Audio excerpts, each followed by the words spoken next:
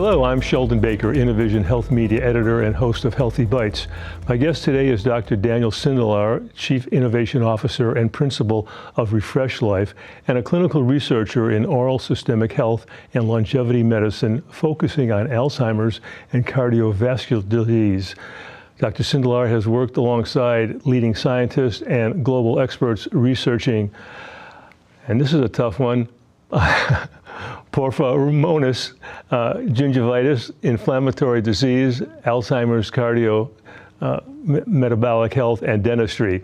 With over 35 years as a practicing dentist and more than 7 years in Alzheimer's research, Dr. Sindelar brings a unique clinical and scientific perspective to connection between the mouth and the body. Dr. Sindelar, welcome to Healthy Bytes, and sorry if I messed up on that word. I applaud you for the attempt. So honored to be here, and the work you do is extraordinary. Very good. Thank you very much. I bet I'm not the first one, right? My mission is to transform the name Porphyromonas gingivalis. Trust me, I've seen it about in the millions. Very good. Over the last 20 years. But to turn it into PG, just good old-fashioned PG, bad for us. So yes. Very good. All right. Well, you were the first to introduce the concept of oral systemic health, which you trademarked in 2009 and collaborated with global experts to explore this idea. Talk, if you will, about OSH. Gladly. So it's been passion of my life. The pivot point for me, I was a practicing dentist, always had a strong side for wellness in my practice. And I started to notice over the years all of my patients in their 80s and 90s that were living really active lives, not just existing. And they weren't workout people. They were just active in their church, in their community. They had the gums of a 16-year-old, and I would even joke about it. So it was observational. That was my pivot. So in '09, I wrote a book about oral systemic health. I founded an academy. And at that time, it was an oddity to be considering the mouth as part of the body, believe it or not. You look back at it now and you think, how could that be such a big deal? It really was. And we put the expert researchers from around the world together, and really, I would say about 2010, foundational research was being done. So even though that was 15 years ago, that was early in the advancement. And so I befriended all of these great researchers from around the world, and it really led to my next part of my career. Your research has focused on a particular type of gingivitis, often referred to as P. gingivitis, which is an oral bacterium. How did you and your team discover that outer membrane vesicles can cross the blood-brain barrier and reach the brain, thus changing how you and your team look at the mouth-brain connection? We really felt this was, and it's being called a groundbreaking moment. So about 2014, 2015, the research really focused on P. gingivalis. Let's call it PG for both of our sanity going forward, because if I say it too often, I'll drive you crazy. But it became very obvious that it was playing a role. But some of the research it didn't make sense. It really was showing up in Alzheimer's research, but how could a bacteria cross the blood-brain barrier? That was always the conundrum. So as you put all of the research together, it looked like some of the virulence factors of PG were playing the role. And of those, the outer membrane vesicles are these little dots, blebs, that it releases constantly. And our research showed that it's released into the bloodstream. It's able to cross the blood-brain barrier.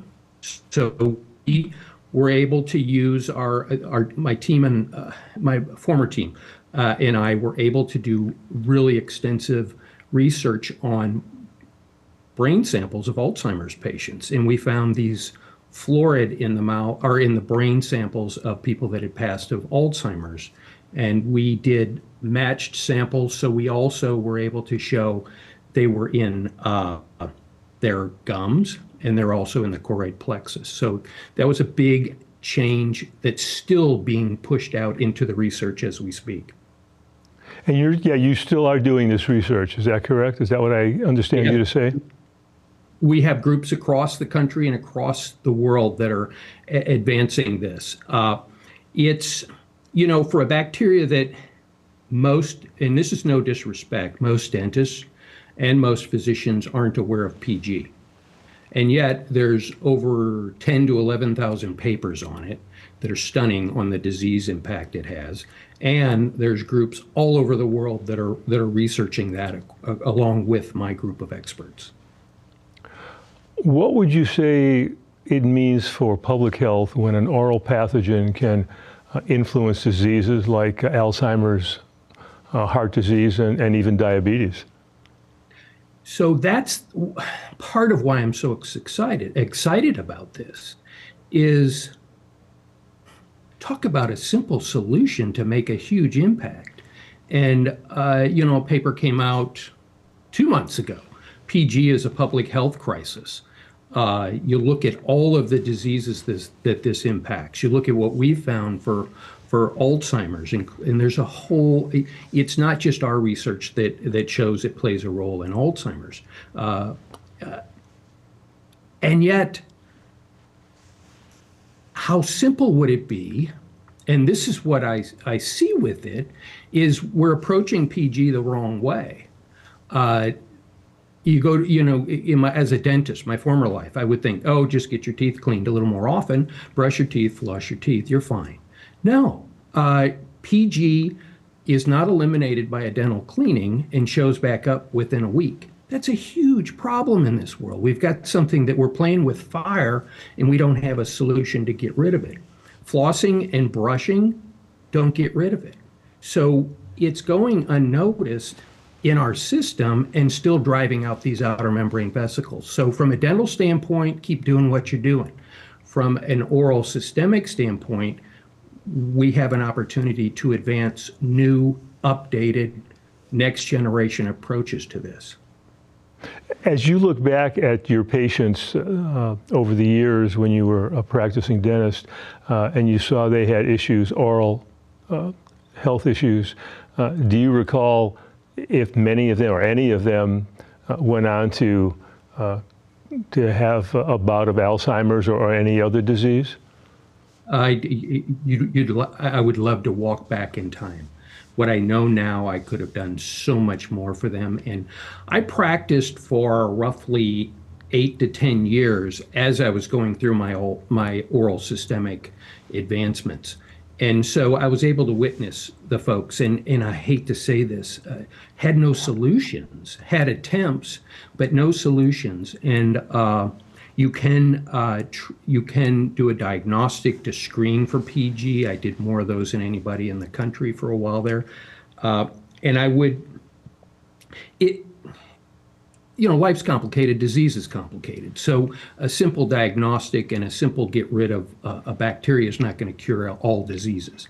But I have no doubt it played a key role in the advancement of their disease. And I had a fair amount of patients that I could almost be predictive of, and a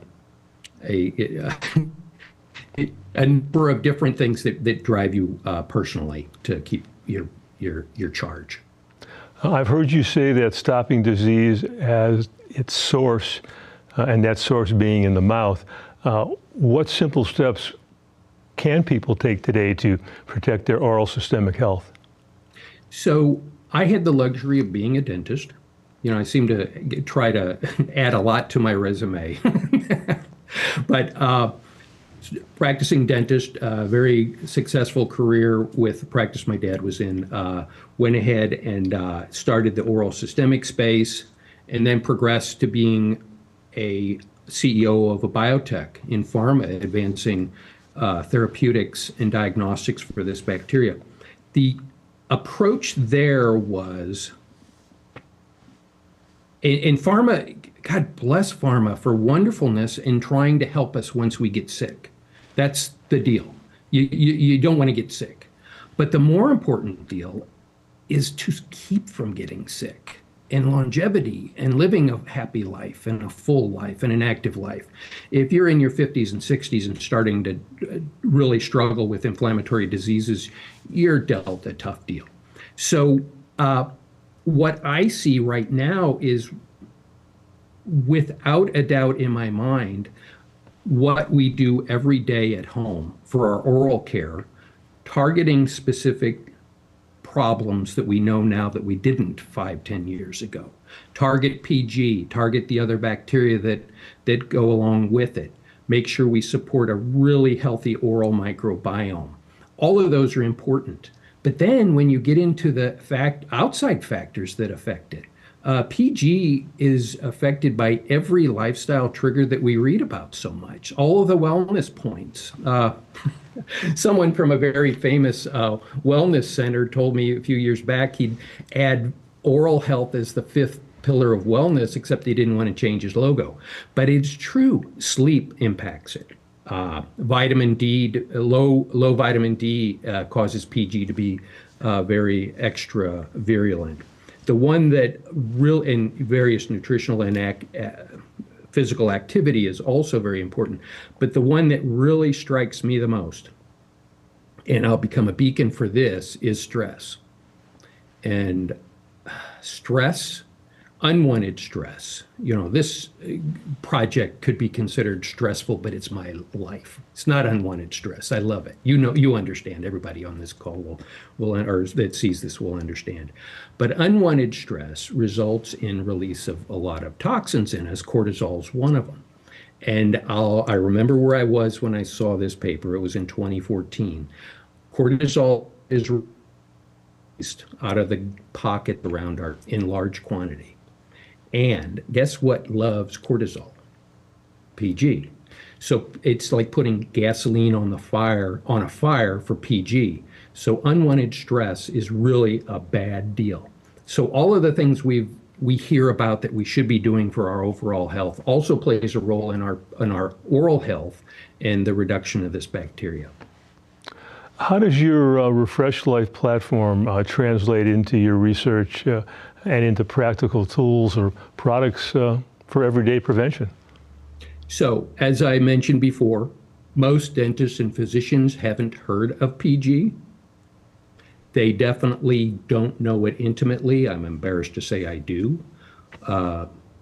We have some really good experts, and we know more about this bacteria than we should. But awareness is number one. You can't fix a problem you don't know you have. So I don't know how many people walk into the dentist thinking, hey, do I have PG? But you ought to know that. The numbers are, the majority of us, 80% of people with gum disease and 25% of people with pristine gums have PG. So it's a large number. There are other factors that direct it.